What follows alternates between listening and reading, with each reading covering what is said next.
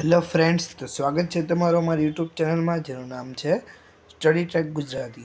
તો મિત્રો, આજે મેં તમારા માટે 30 પ્રશ્નોની એક બનાવી છે પીડીએફ, બરાબર? તો ચાલો શરૂઆત કરીએ. તો પહેલો જે પ્રશ્ન છે, choose the correct synonym of brave. Correct synonym of brave. Brave એટલે શું થાય મિત્રો? બ્રેવ એટલે થાય બહાદુર, બરાબર? હવે જો અહીંયા જે ઓપ્શન્સ બીજા આપેલા છે, તો પહેલો જે ઓપ્શન છે બોલ્ડ. બોલ્ડ એટલે ઘાટું થાય. શું થાય? ઘાટું, બરાબર. બીજું છે વીક. વીક એટલે નબળું થાય, બરાબર. શું થાય? નબળું. કાવડ એટલે કે ડરપોક. ડરપોક થાય. અને અફ્રેડ એટલે ડરી ગયેલું. અહીંયા આપણે બોલ્ડનો જે ઉત્તર લેવાનો છે એ જ છે બહાદુર તરીકે લેવાનો છે, બરાબર. કારણ કે બાકી બધાનો જે ઓપ્શન છે એ કેવો થાય છે? બ્રેવથી એન્ટોનિમ થાય છે, એટલે કે વિરુદ્ધાર્થી થાય છે. પણ બોલ્ડ એવો શબ્દ છે જેનો અર્થ છે એ થોડોક બ્રેવ જેવો જ થાય છે. એટલા માટે આનો જવાબ શું આવશે?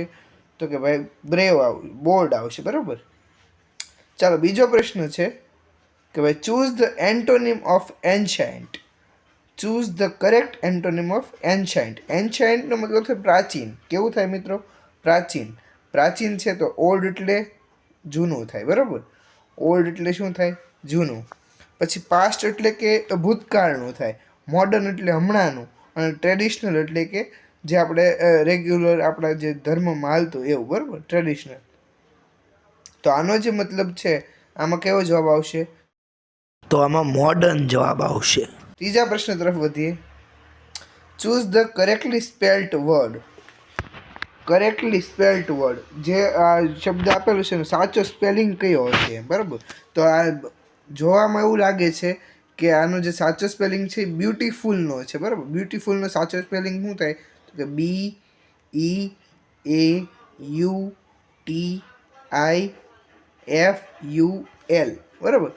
BEAUTIFUL. તો આ કયા ઓપ્શનમાં આવડો સ્પેલિંગ દેખાય છે મિત્રો? તો ઓપ્શન સીમાં દેખાય છે.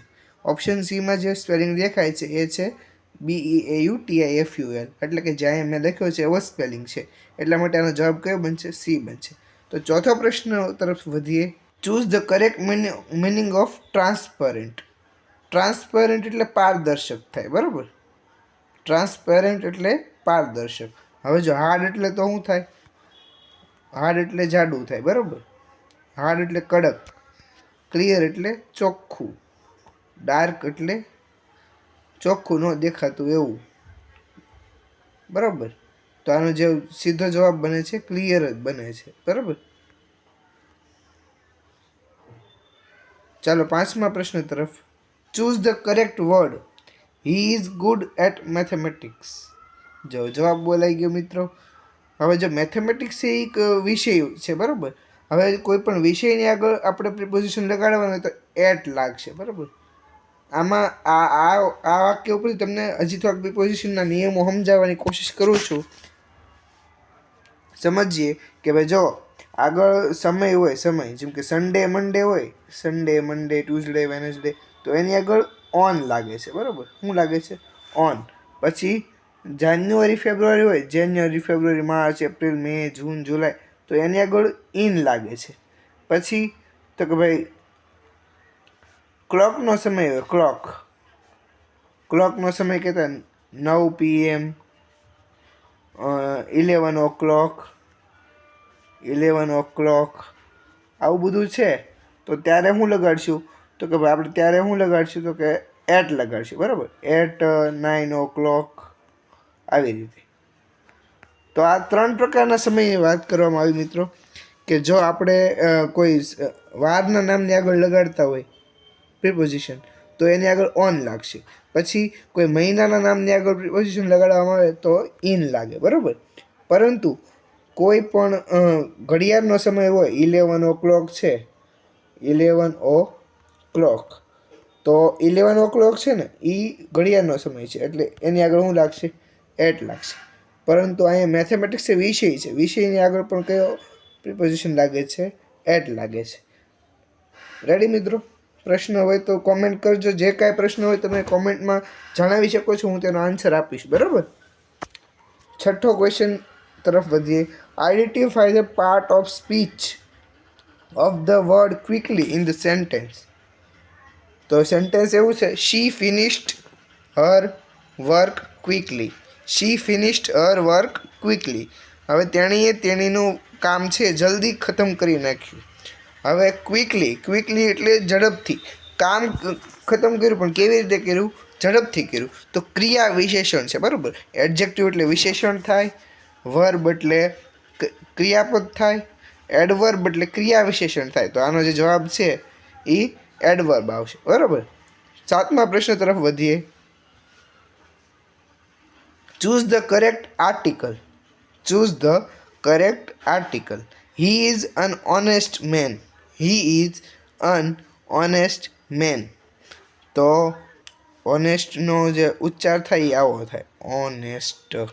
હવે જે ઓ છે ને, ઓ, એ ગુજરાતીમાં આપણે કહી શકીએ કે ભાઈ ગુજરાતીમાં ઓ છે એ સ્વર છે, એટલા માટે એની આગળ આર્ટિકલ એન લાગે, બરાબર. ઓનેસ્ટનો ઉચ્ચાર આવો થાય છે અને તેથી જ તે આપણે ઉચ્ચાર કેવો કરવો, આર્ટિકલ કેવો લગાડવો પડે? એન લગાડવો પડે.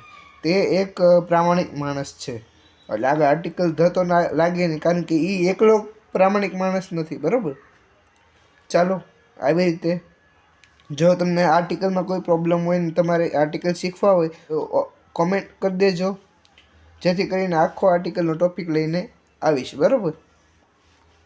8મો જે પ્રશ્ન છે, હી ખાલી જગ્યા for 2 hours before the guest arrived. He ખાલી જગ્યા for 2 hours before the guest arrived. Guest આવ્યા એ પહેલાં 2 કલાકથી કામ કરી રહ્યો હતો. હવે જો બિફોર ને આફ્ટર એવું છે ને, બિફોર ને આફ્ટર. બિફોર અને આફ્ટર છે જે ચાલુ પૂર્ણ વર્તમાન અથવા તો ચાલુ પૂર્ણ ભૂતકાળમાં લાગે, બરાબર.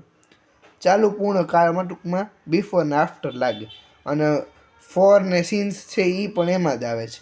એટલા માટે આનું જે વાક્ય હશે એ હેનથી બનશે કે ભાઈ ચાલુ પૂર્ણ વર્તમાન કાળ અથવા તો ચાલુ પૂર્ણ ભૂતકાળની જે વાક્ય રચના હશે તેના દ્વારા આ બનશે, બરાબર. તો જોઈએ શું બની શકે. તો કે ભાઈ હી હેઝ બીન વર્કિંગ કે હેડ બીન વર્કિંગ. તો કે ધ બિફોર ગેસ્ટ અરાઇવડ, બરાબર. તો કરી રહ્યો હતો, જ્યારે ગેસ્ટ આવ્યા એ પહેલાં 2 કલાકથી કામ કરી રહ્યો હતો, એટલે હેડ બીન વર્કિંગ આવશે. ઓપ્શન સી છે, હેડ બીન વર્કિંગ. તો આવી જ રીતે જો મિત્રો આ વિડીયોમાં આટલું જ. આગળ આના જે 30 MCQમાંથી 8 આ વિડીયોમાં કરીએ છીએ, બાકીના આપણે હવે પછીના વિડીયોમાં કરશું. જો આ વિડીયો પસંદ આવ્યો તો લાઈક કરો, શેર કરો અને સબસ્ક્રાઈબ કરો અમારી ચેનલને. ધન્યવાદ.